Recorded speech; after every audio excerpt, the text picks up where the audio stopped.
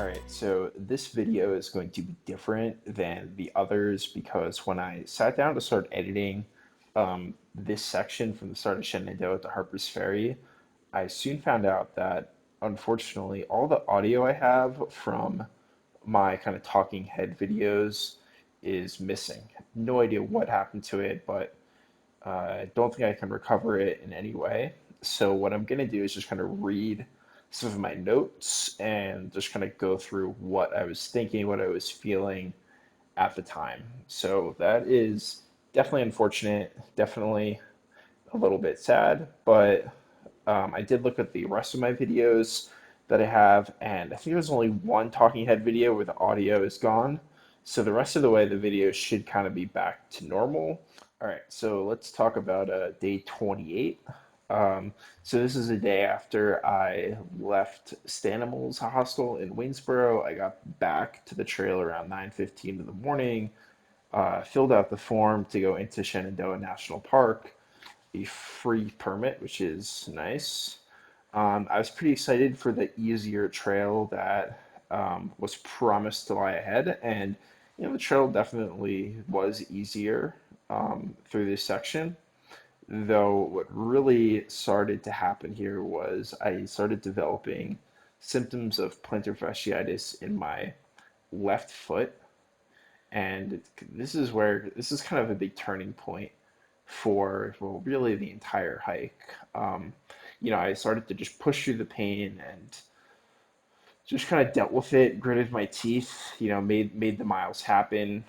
So that night, um, just pushed, got about 27-ish miles that day, and a lack of stealth camping options caused me to kind of pitch my tent in this spot where I don't think too many people have pitched a tent before, but I was able to make it worse, and it was a little bit rainy that evening. Um, yeah, so that's what happened on day 28. So I just picked up the Be Free in Waynesboro.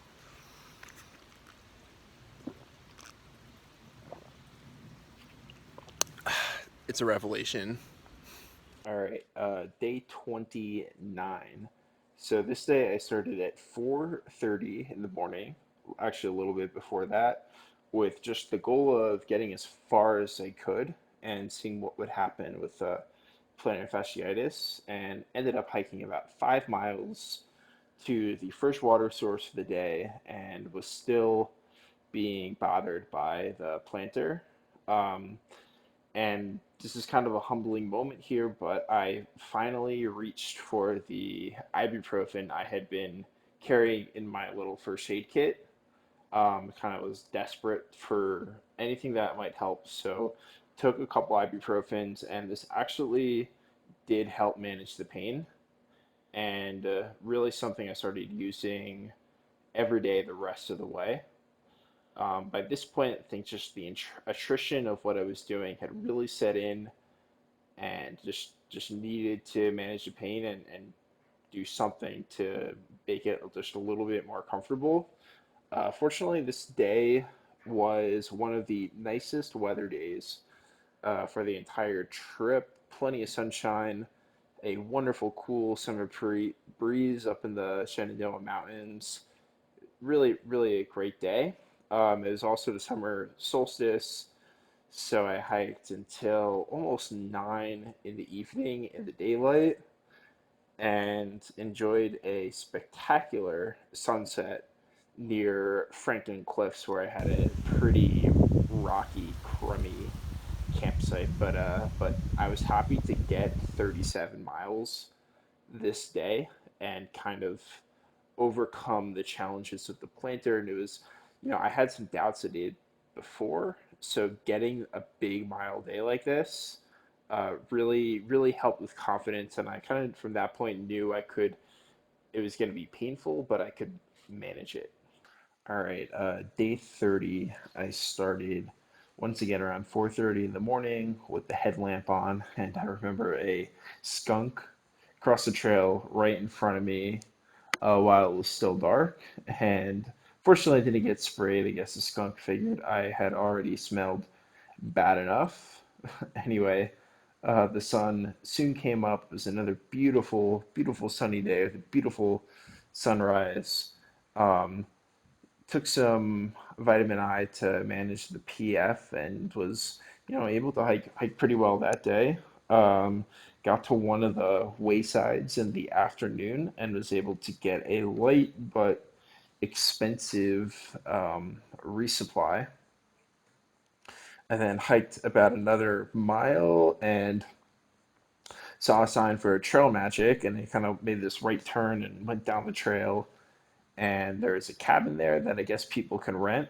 And there is, I guess, a family providing trail magic for all the through hikers, a bunch of other through hikers there, which was a rare opportunity for me to meet and talk with some of the other through hikers. And it was always funny because people always ask, "Yo, when did you start?" And I'd tell them it was like less than a month, and people are always amazed, and then they kind of learn what I'm doing and they wish me good luck and stuff, but I'll never see them again. And obviously, I hope that their hikes went well and all that good stuff. But anyway, I stuffed my face to the trail magic, left there. It was kind of late in the afternoon, and I think I wanted to get like another 10 miles or so. And again, with a superior day length at that time of year, um, yeah, I was able to make those miles. Remember, I sat down by this beautiful water source, clear, cold water, filled up, and then hiked another few tenths of a mile to one of the flattest, most comfortable stealth sites I've had on the entire trip. So that was good. And that was my last night in the Shenandoah. So day 30 was a good day on trail for sure. All right, so day 31, I had only about 60 miles to go to Harpers Ferry, where I was planning to meet my family, my parents and my sister, the following day. So a little bit of lighter miles for me for the next couple days, which meant I decided to sleep in like an extra hour on day 31. So started around 5:30 that morning, did not need the headlamp and just had a couple miles left to hike out of Shenandoah National Park. So I had not seen a bear yet in the park, which is famous for its large black bear population. But about a mile before the northern boundary, I finally saw a bear, which brought my total bear count up to four for the entire trip. So the trail then drops in elevation kind of signaling the fact that the south, the big mountains of the south are behind me. I wouldn't be going back over 3,000 feet until Mount Greylock in Massachusetts. So now I was very much into the kind of mid-Atlantic region of the trail, kind of if you think about it in three sections of the south, the mid-Atlantic, and then New England. But yeah, I did about 32 miles that day. Had pretty good weather once again. Managed the plantar fasciitis and got the miles in and made it to the roller coaster that day. Um, and I ended up camping on top of one of the little peaks of the roller coaster. Had a decent spot, and that set myself up for about a 27-ish mile day the next day to get into Harper's Ferry. All right, here is the end of the roller coaster. It was really rocky, lots of puds, but Gladys behind me really slowed me down. So day 32, I got started at 3:45 in the morning because I knew I had 27.8 miles down to Harper's Ferry, and I was determined to get to the Appalachian Trail Conservancy, the ATC, before they close, which I believe they closed at 5 in the afternoon. So I thought that would be plenty of time, and I also knew that the roller coaster, I still had about 10 miles left of it with all its ups and downs, and it's pretty rocky. I knew that would slow me down. So I was able to get through there, and then you got up on a ridge, and it was a little bit easier after getting past the roller coaster. so that was good. Um, this day, I remember it was very humid and sticky as I hiked through those last few miles in Virginia. Um, Soon made it to the sign telling me that I was out of Virginia. Finally, the longest state on the Appalachian Trail was behind me, and it was raining by this point, and you kind of descend off the ridge down to the famous confluence of the Shenandoah and Potomac rivers, where Harpers Ferry is. Cross the bridge and turn left up a blue blaze to get to the ATC, and my family was waiting for me there. We exchanged some hugs, even though I was a sweaty, stinky mess. But it was great to see them, and it, I don't know, it's hard to put into words like how amazing of a moment this was for me after over a thousand miles, 32 days to make it to Harper's Ferry on pace.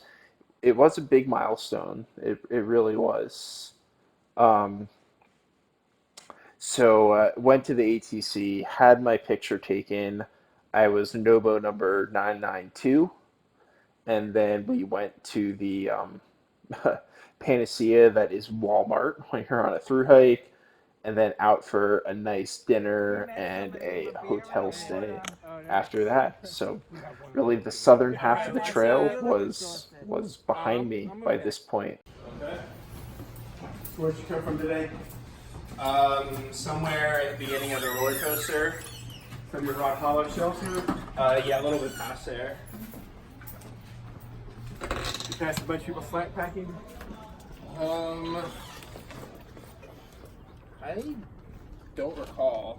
I mean, it's possible. It's possible. I did see some people going south. It looked like they had pretty big packs on though. Yeah.